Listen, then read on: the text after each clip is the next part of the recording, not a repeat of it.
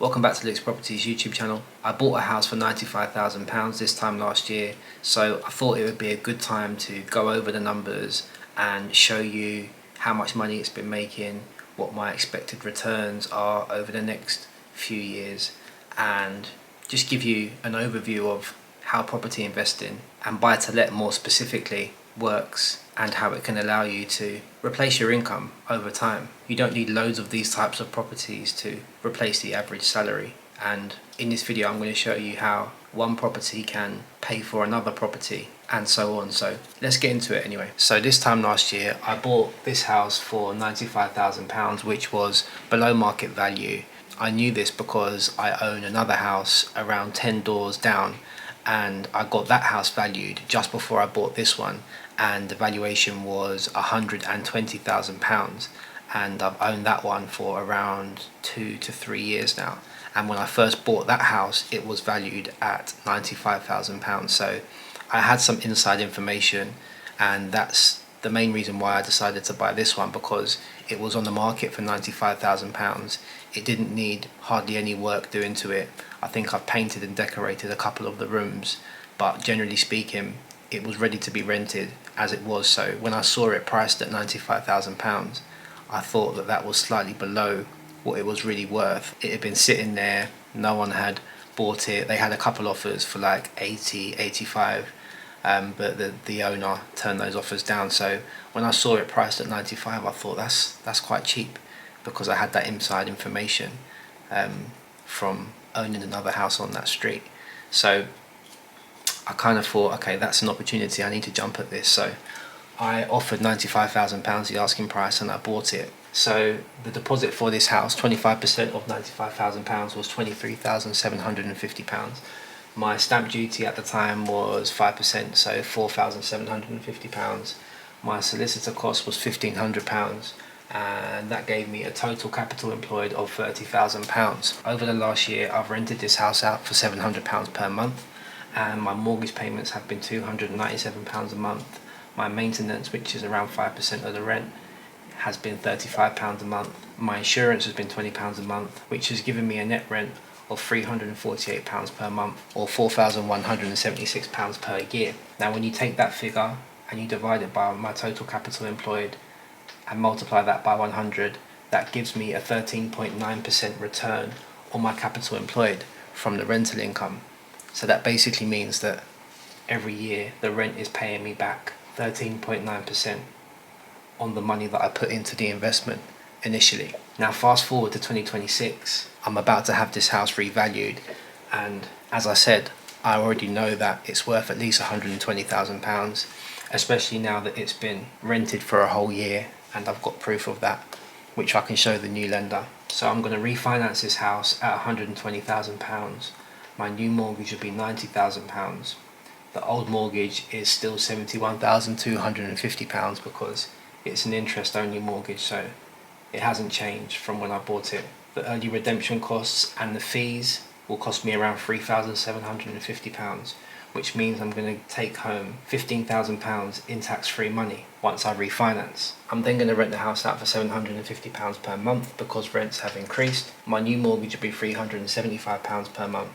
My maintenance and insurance will stay the same, which will give me a net rent of £320 per month, or £3,840 per year. Now 1 year of rental income plus my refinance money gives me £19,176. And when I take my initial investment of £30,000 and deduct that £19,176, that leaves me with £10,824 left in the house. So once I've refinanced, I get £15,000 back in tax-free money. I put that with my year of rental income, and then I deduct that from my initial capital employed of £30,000, which leaves me with £10,824 of my own money left in the house. So now we work out my return on capital employed again.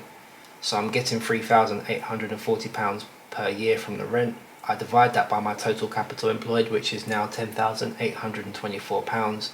Multiply that figure by 100, and that gives me 35.4% return on capital employed, which basically means, like I've already explained, the house is paying me 35.4% every year from the £10,824 that I've invested, which is pretty good, right? So this is the part that I want you to understand. There are markets within markets where prices are increasing by more than 5%. So I think the industry standard for the housing market is that property prices double every sort of 15 years. And when you look at the data, that's true, you know, and it has been that way for many, many years, decades. But when we look at different areas within the UK, certain pockets where there's a huge supply and demand issue, there's a huge demand for rented accommodation and not enough houses, there's a huge demand of first time buyers, but again, not enough houses for them to buy. We get these big jumps in appreciation just because there's such a strain on the demand and supply. And whenever demand is high and supply is low, prices go up. Now when you buy places below market value like I did here, you get paid on day one because this house was really worth more than £95,000 when I bought it, but because the market was quite quiet at the time and the seller was quite motivated, he took my offer of £95,000 straight away. So really I got paid on day one because 1 year later that house is worth £120,000 and I haven't done any work to it other than a bit of paint and decoration. So when you buy below market value and when you buy in areas where there's a huge demand and a low supply, you get to benefit from these huge leaps in price, and you as the owner, you get to benefit from that appreciation. So by being smart and savvy and buying for the right price, you get paid on day one, you get a 13 to 14% return on your capital employed straight away from the rental income, and then in just a year's time you end up in this situation where you can pull £15,000 out tax free. You've already had £4,000, and 1 year after buying this house I'm going to be left with £10,000 in the house, which means basically I've bought this house for £10,000. So you have to find these areas within the UK where there's a huge demand and low supply. Some of the areas that I've seen that are tipped for huge appreciation by 2028, I'm talking like 20-30%, are the northeast, the northwest, where I invest in Wales, certain parts of South Wales. You have to find these areas where you can benefit from these huge jumps in house prices. So once I've refinanced, I'll be getting a 35.4% return every year from the rental income, and I'll own a house for just £10,824, which is crazy, right? I can also use this chunk of money, the refinance plus the rental income, to go and buy another house and repeat the process. And guess what? Because I'm privy to inside information, because I know my area and I know what true market value is, I can look at the properties online and see what's below market value. I can look at my recent valuations and I can make an educated guess and get myself a bargain, which in again a year's time, 2 years time, I'll be able to do this, refinance most of my money back out, benefit from the rental income, and then use that chunk of money to go and buy another house. And this is how investors aggressively scale their portfolios. In another year's time, once I've had another year of this rental income, and even if house prices only go up by 5% this year, 5% of 120 is 6k, plus my rental income of around 4k. That basically means I've got all of my money out of the house and I now own this house for free.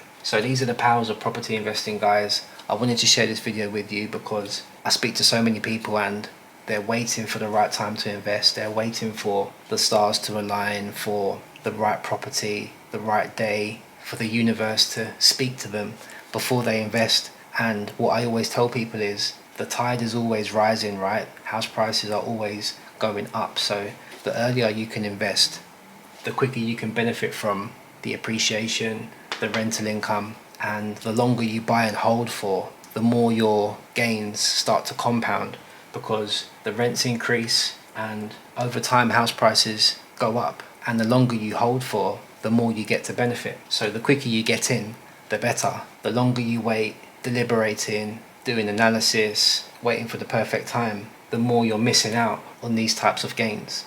So I hope you found this video useful, guys. Remember to subscribe to this channel, and as always, I'll see you on the next one.